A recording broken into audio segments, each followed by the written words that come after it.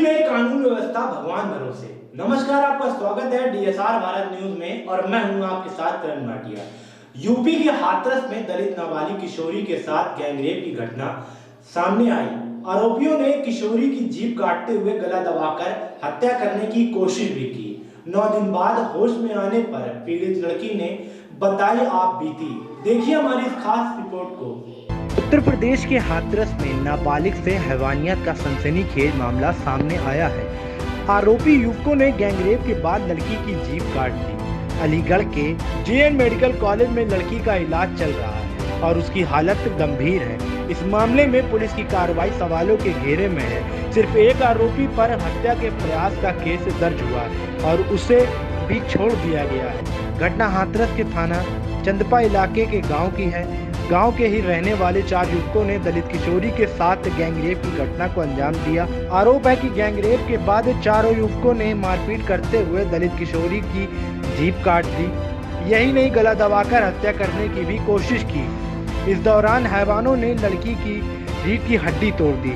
पीड़ित पिछले कई दिनों से जिंदगी और मौत के बीच अलीगढ़ के जेएन मेडिकल कॉलेज में भर्ती है। आरोपियों ने नाबालिग दलित किशोरी के साथ बाजरे के खेत में ले जाकर गैंगरेप की घटना को अंजाम दिया। पुलिस ने पॉस्को एक्ट और रेप की धारा में मुकदमा दर्ज न करते हुए छेड़खानी का आरोप में एक युवक को पकड़ा था।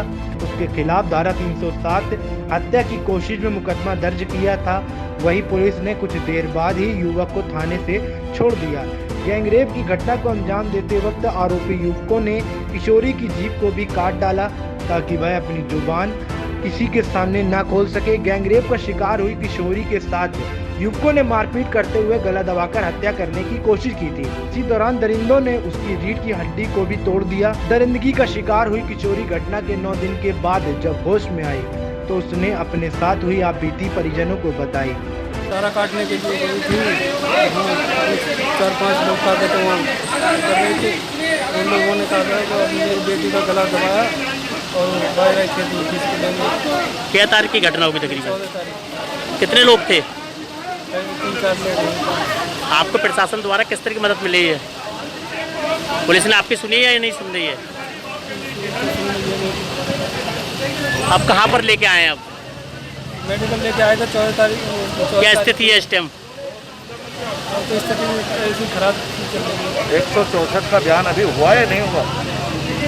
पुलिस ने बयान लिया कोई आपकी बेटी का? आप जैसे यहाँ पर आए हैं, परिवार से मिले हैं, आपको क्या लगा? किस तरह के परिवार के साथ नाइंसाफ़ी हो रही है? देखिए, नाइंसाफ़ी ज़बरदस्त हुई। हमने हमारी लड़की से बात की।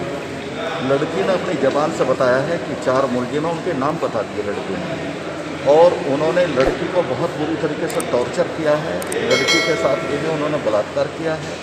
लड़की ने इस बात को खुद बताया है। लड़की की माँ से अलग से पूछा है, लड़की उसने भी यही बताया है। लड़की के फादर, उसके भाई ये ज़बरदस्त प्रेशर में है, दहशत में है, डरे हुए हैं। और मैं ये समझता हूँ उन जिन्होंने ये घटना की है उनसे तो डरे हुए हैं ही, लेकिन पुलिस प्रशासन से ज़्यादा डरे हुए हैं। पुलिस प्रशासन ने इन्हें पूरी तरीके से ज़बान ना खोलने की हिदायत दी हुई है। इसलिए हमें बहुत ताज्जुब है कि पुलिस इस पर पर्दा डालना चाहती है, इस केस को बिल्कुल दबाना चाहती है पुलिस। सर, आपकी तरफ से किस तरीके की परिवार को सहायता रहेगी? हम हर तरीके से हम अपनी लीडरशिप को सारी रिपोर्ट देंगे और इनकी लड़ाई हम सड़कों से लेकर हम विधानसभा तक इनकी लड़ाई को लड़ेंगे।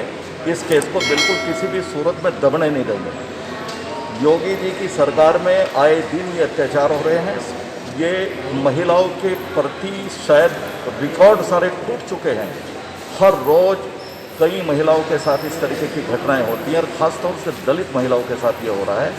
तो इसे बिल्कुल कतई कांग्रेस बर्दाश्त नहीं करेगी। हमें हमारी आदरणीय नेता प्रियंका गांधी जी ने, प्रदेश के अध्यक्ष हमारे अजय लल्लू जी ने हमें ये पूरा ब्यौरा लेने के लिए, पूरी जानकारी प्राप्त करने के लिए यहाँ पे भेजा है। अब जानकारी प्राप्त करने के बाद हम उन्हें रिपोर्ट देंगे और इनकी लड़ाई को हम पूरी तरीके से लड़ेंगे। कि बेटी के साथ जो दुराचार हुआ, जो घटना घटी, वो प्रकाश में है। सब परिवार के लोग इतनी परेशानियों में थे। जब पुलिस ने उनसे FIR के लिए कहा, उन्होंने एक दरखास्त बनाई तो दरखास्त में केवल एक आदमी का नाम दर्ज किया, पूरी घटना भी नहीं लिख पाए। उधर मनीषा वाल्मीकि की हालत इतनी जर्जर हो गई थी कि जब वो अस्पताल में आई, होश में आई, तो कल पुलिस ने विधिवत उसका बयान लिया है। सीओ महोदय ने उसका बयान जब लिया तो मनीषा के बकौल ये कहा गया कि 3 अन्य और लोग थे जिन्होंने मेरे साथ व्यभिचार किया है। घटना ये थी, इस तरह से मारा पीटा गया है। आज जब आयोग ने वहाँ पहुँच के देखा है मनीषा को, तो डॉक्टरों ने ये बताया कि इसके दोनों पैर काम कर नहीं रहे हैं, दोनों हाथ नहीं काम कर रहे हैं, और डॉक्टर पूरे प्रयास में है कि किसी तरह से इसका जीवन बचाया जाए। दूसरी ओर कानून का ये कहना है कि आज की तारीख में हम जिन 3 लोगों के और नए नाम प्रकाश में आए हैं, उनके विरुद्ध FIR में धाराएँ बदली जाएंगी, उन्हें जेल भेजा जाएगा, सख्त कार्रवाई उनके विरुद्ध होगी, ऐसा विश्वास किया गया और ऐसा हो भी रहा। सर 14 तारीख की घटना को आज 7 दिन 8 दिन होने जा रहा है सर, इतना लेट कार्रवाई क्यों हो रही है? आप सरकार की तरफ से कोई आवाज़ क्यों नहीं है इस पीड़ित के लिए? ये सरकार के लोग ही खड़े हैं, सरकार के लोग ही खड़े हैं। आप ये राज्य सफाई कर्मचारी आयोग सरकार की ओर से आया है, और सरकार के आने से पहले सफाई मजदूर संगठनों के, वाल्मीकि समाज के लोग, आम नागरिक भी इस घटना को लेकर बहुत आक्रोश में थे।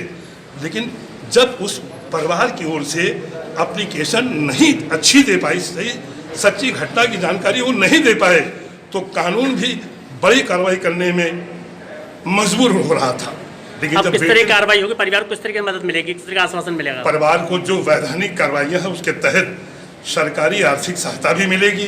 वो बहुत गरीब परिवार है, और कानून उसे इंसाफ भी दिलाएगा, न्याय भी दिलाएगा। दोषी सलाखों के बीच में जाएंगे, वो जो भी दोषी हो बख्शे नहीं जाएंगे। और मैं समझता हूँ कि bureau report DSR Bharat news.